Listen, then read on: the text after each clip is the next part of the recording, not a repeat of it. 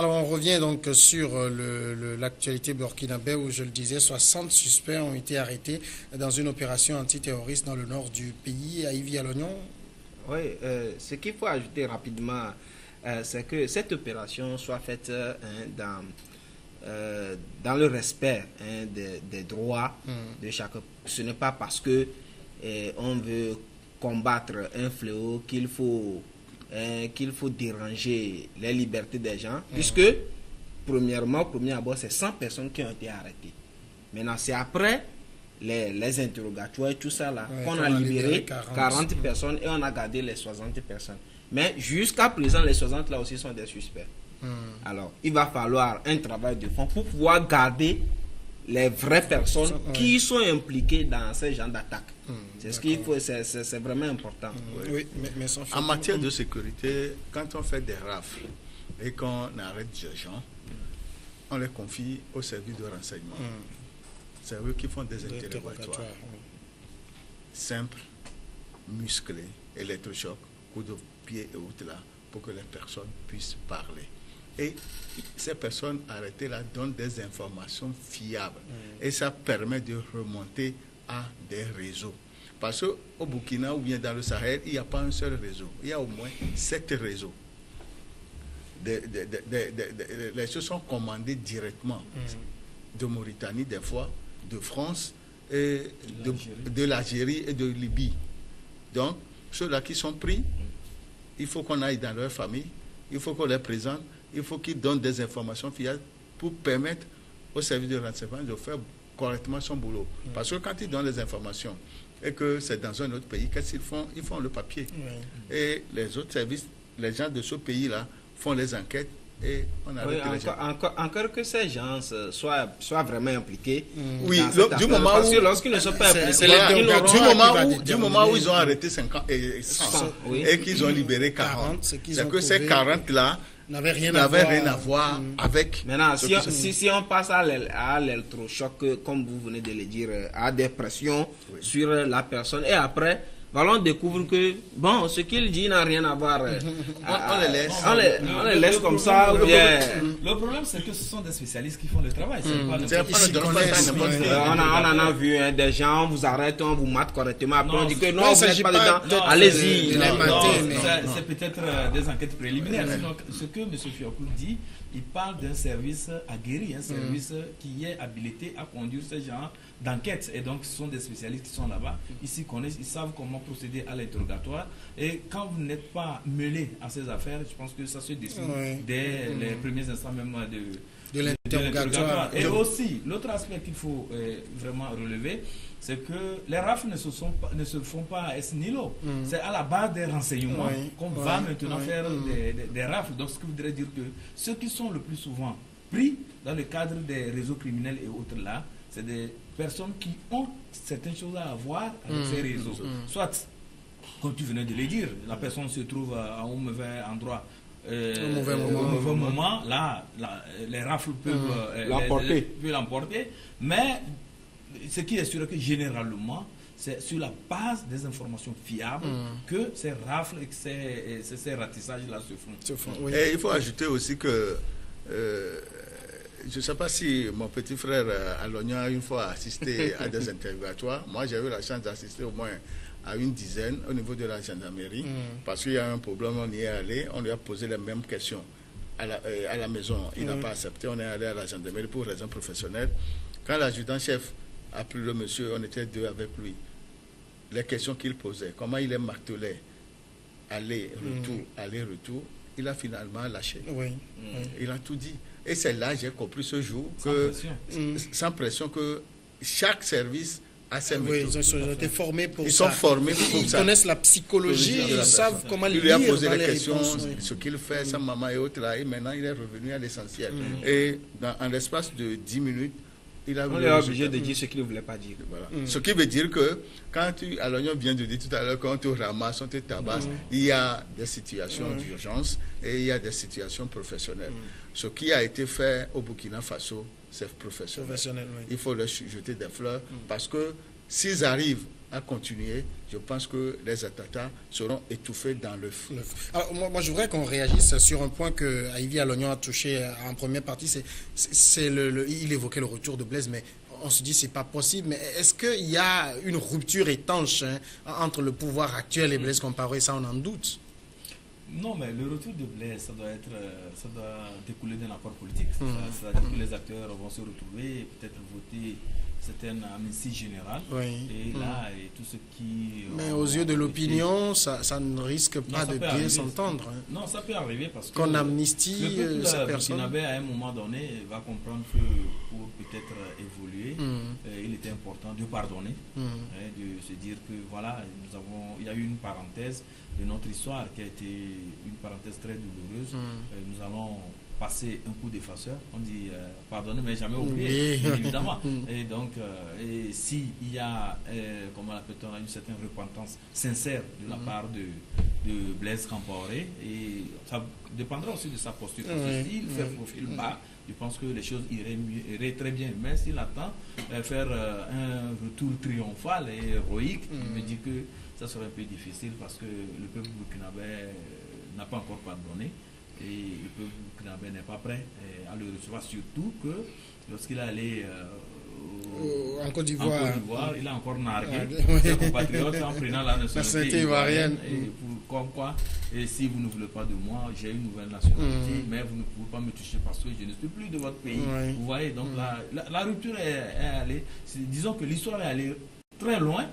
C'est possible de revenir, mais à condition que Blaise Compaoré affiche une certaine attitude qui amène à peut-être le pardonner et à comprendre que bon, c'est une parenthèse de l'histoire.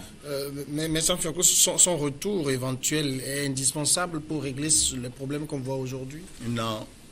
Blaise Compaoré, à mon point de vue, ne serait plus le bienvenu au Burkina.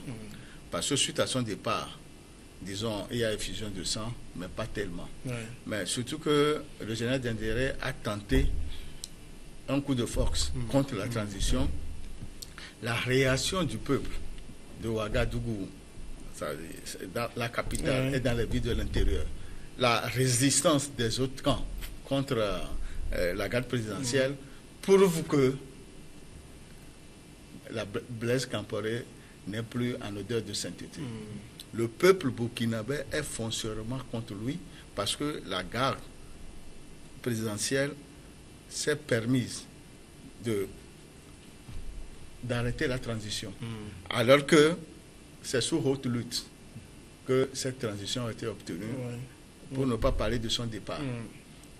Il y a une constitution qui est là, qui est fermée. Il a voulu l'ouvrir. On lui a dit de ne pas faire, il a voulu faire et le résultat est là. S'il s'était retiré, il serait aujourd'hui un ancien président, comme le Burkina a toujours des anciens présidents vivants. Donc, il a raté le coche, il ne peut plus être dans l'histoire du peuple burkinabé. Est-ce que vous croyez quand même qu'entre le pouvoir de Roch-Marc Christian Kaboré et l'ancienne administration de Blaise, il n'y a pas éventuellement une sorte de collaboration à distance? Oui, bon, dans les rouages politiques, il doit y en avoir.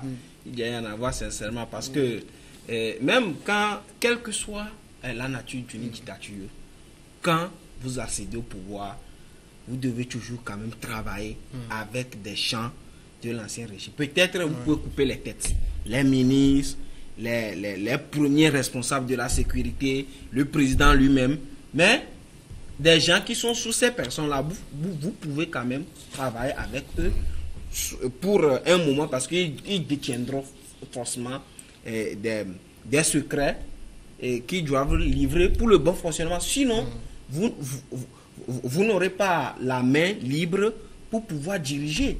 C'est pourquoi on dit souvent que quand vous chassez une dictature, il faut toujours s'abstenir souvent au premier abord de votre pouvoir, la chasse aux sorciers.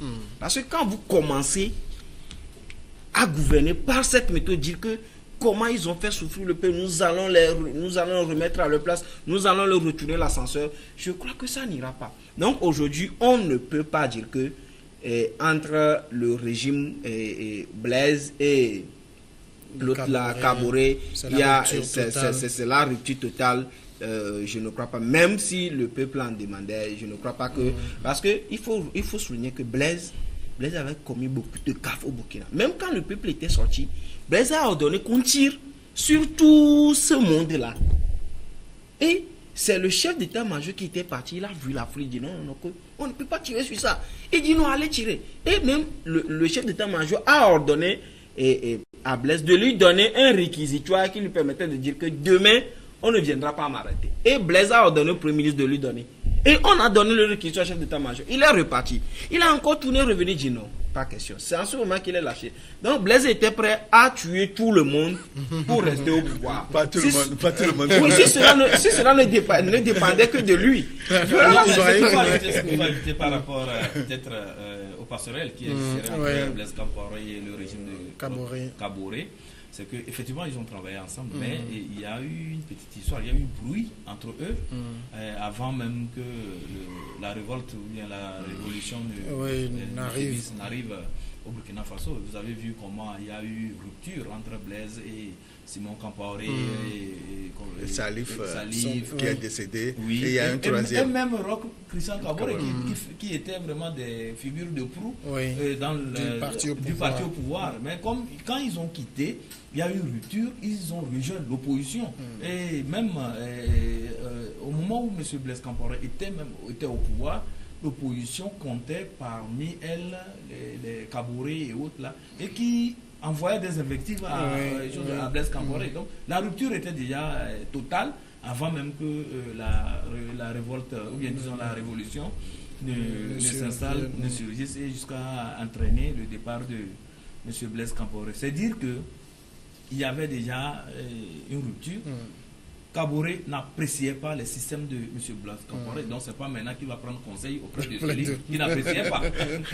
Oui, je voudrais ajouter que il y a un de ses anciens collaborateurs qui a donné une interview dans Jeune Afrique.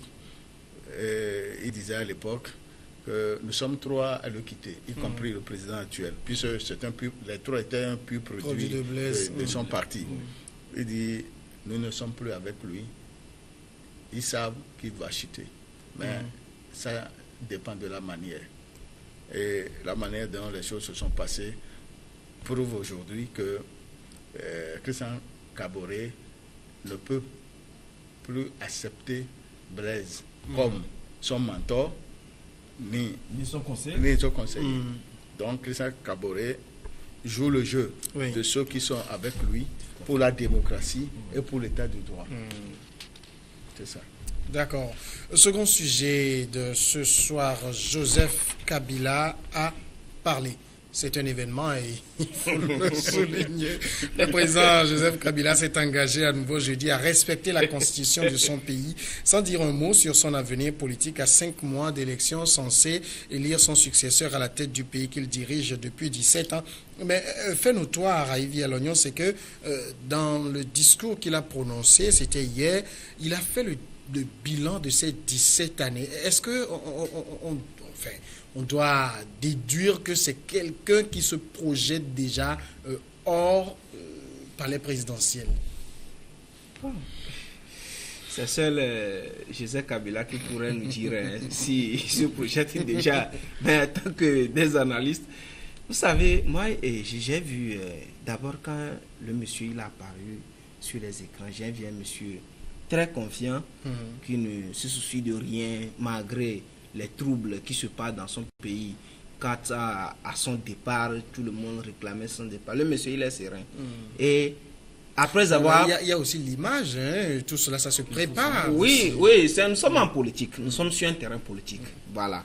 Et le monsieur, après avoir pris tout son temps pour dire les mérites, comment il a fait développer le pays, des taux de croissance qu'il a relevé, tout ça là, maintenant, il est revenu sur le plan politique, le plan sur lequel on l'attendait. Juste quelques mots. Mais dans les quelques mots, qu'est-ce qu'il a fait? D'abord, il a remis l'opposition à sa place, la communauté internationale à sa place, et toutes les organisations, toutes les organisations, les églises catholiques, la société civile, toutes ces personnes-là qui réclament sont des pauvres bien qui ne veulent plus, sa tête. Et lui-même, il les a envoyé des pics. Vous voyez ce monsieur? Moi, je vous dis que Joseph Kabila, il ne veut pas partir. Mais de toutes les façons, quoi qu'il fera, il va partir. Parce que d'abord, la Constitution ne lui permet pas. Voilà. Maintenant, moi, j'attendais que Joseph Kabila nous dise, déjà à 5 mois des élections, il reste aussi à vérifier s'il va les organiser. Parce qu'il avait dit quelque part aussi que le fichier électoral sera prêt dans quelques mois.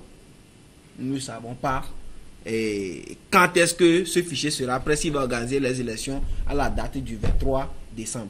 Au lieu de dire au peuple qu'il attendait plus, je ne vais pas me représenter, ou bien je vais me représenter. Voilà le monsieur qui dit qu'il va respecter la Constitution. En tout cas, la Constitution dit que il ne doit plus se représenter. Alors, nous allons voir si c'est dans cette posture que se situe ce monsieur qui a toujours joué sur le dilatoire, les prolongations pour pouvoir se maintenir. Alors, mais ça, Fioclou, il dit nous allons respecter la Constitution. C'est vrai que ce n'est pas la première fois qu'on entend cette phrase. Même déjà, Lambert Mende, je crois, l'avait dit plusieurs fois. Qu'est-ce que ça veut dire dans le langage de Joseph Kabila? Si Joseph Kabila affirme aujourd'hui qu'il va respecter la Constitution, en principe, il ne serait pas là. Puisque son mandat a expiré depuis le 31 décembre 2016. Mais c'est la même Constitution qui lui permet d'être là jusqu'à ce qu'on connaisse son successeur. Oui. Pourquoi a-t-il refusé d'organiser les élections? Tout ce qui se fait là-bas, mon petit frère Joseph Kabila ne veut pas partir. Le problème est simple. Son tout-puissant, ministre de la Communication, Lambert Mende, je l'apprécie, je lui jette des fleurs aujourd'hui parce qu'il défend bien son patron.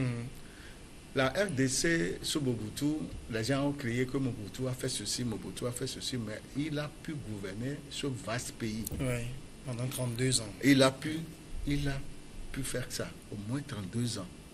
Aujourd'hui, sous Kabila, guerre ici, guerre dans le Touri, guerre ici. Sur le plan, quand il a fait son message la dernière fois, est-ce qu'il a parlé du plan sécuritaire? Il n'a pas pu parler du plan sécuritaire parce que d'après les informations à ma connaissance, c'est ces services de renseignement et les services spéciaux de l'armée qui organisent ces trucs-là pour mettre le pays ingouvernable. Pour qu'on dise que le pays est comme ça, on ne peut pas faire ceci, on ne peut pas faire ceci, on ne peut pas faire ceci. Ce n'est pas bien. L'accord que lui-même a signé à la Saint-Sylvestre, pourquoi ne peut-il pas le respecter? Le monsieur qui était son tout-puissant pour l'élection, pour les élections, le monseigneur Abbé, quoi là, il n'est plus. Mais celui qui a pris les commandes a bien dit, on ferait les élections. Les découpages, tout est presque prêt. Quand lui vient aujourd'hui dire que dans quelques mois, le fichier sera prêt. Moi je dis, ce n'est pas sincère d'un chef d'État. Il n'a qu'à dire clairement que je me représente. Au lieu de dire oui aujourd'hui. Est-ce qu'un chef d'État dit ça? Non, en politique, la vraie politique, c'est ce que fait Kabila. Oui. Il faut semer le doute dans les esprits de tout le monde. Il a nargué le secrétaire général des Nations Unies et le secrétaire de l'UE, qu'il ne sera pas les bienvenus, etc. Mais, sachant que la Belgique, le pays qui a colonisé le Congo, sachant qu'il n'est plus en odeur de sainteté avec la Belgique, les Occidentaux et les Américains, puisque le département d'État et les l'ambassadeur américain en poste à Kinshasa ne laisse même pas une seconde pour respirer. Qu'est-ce qu'il a fait? Il a des Chinois qui sont dans les mines. Il a fait venir la Russie au niveau de sécurité, au niveau militaire. Pourquoi? Quand les deux ne s'entendent pas, au moins la Chine et la Russie ne parlent pas de démocratie, de l'état de droit et des élections. Parce que la manière dont ça se fait chez eux l'arrange. Donc ceux des pays occidentaux qui veulent que tout soit clair, ces pays-là sont devenus aujourd'hui l'ennemi de Kabila. Donc il sait qu'il a une base solide et il y a des protecteurs. Donc il peut faire ce qu'il veut. Mais c'est le peuple qui souffre.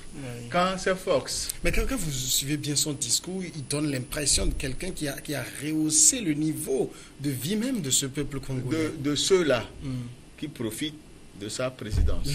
Ce n'est pas le peuple, puisqu'il y a des femmes qui sont violées tous les jours. Il y a des morts, des blessés, tout le temps. Quand on dirige un pays, c'est le peuple qui doit bénéficier de tous les atouts. Moi, je vois que Kabila, au départ, a été un peu excellent, mais depuis un certain temps, il ne passe que pour lui-même. Et son feu père, aujourd'hui peut-être, peut se retourner dans sa tombe. Oui, vous savez, quand vous venez de dire qu'il donne l'impression, même si vous développez tout un pays, et sur le plan politique, ça ne va pas, tout est remis en cause. C'est la politique qui dirige tout en fait. Oui, c'est la politique qui est la base de toutes les décisions. Donc, Joseph Kabila, son peuple l'attend aujourd'hui, du moins plus sur le plan politique. De dire ce qu'il veut pour le pays sur le plan politique. Alors, Ibrahim Acha, quand on suit quand même très bien les événements au Congo, il y a quelques semaines, on a fait voter le statut d'ancien chef d'État. Et aujourd'hui, on voit un Joseph Kabila qui a fait carrément le discours de ses 17 années au sommet de l'État. C'est pas quelqu'un qui est sur le départ? Non, mais il faut comprendre, il a voulu s'entêter, il voulait se maintenir au pouvoir là-bas, mais il a vite compris qu'il y avait quand même cette détermination de la population de la RDC à le chasser plutôt. Et il y a aussi l'autre aspect, c'est que la communauté internationale ne compte plus avec Kabila, parce que d'abord on taxe son régime, un régime aux antipodes des valeurs démocratiques, un régime qui fait l'apologie de la violence, parce que avec les groupes rebelles qui sévissent au nord, on ne sent pas une certaine détermination du pouvoir central de Kinshasa à lutter contre ces groupes et ces bandes armées qui, en tout cas, qui dictent leurs lois aux populations dans le Kivu, dans l'Ituri, un peu à l'est de la RDC. Donc, Kabila a compris qu'il est lâché de toutes parts,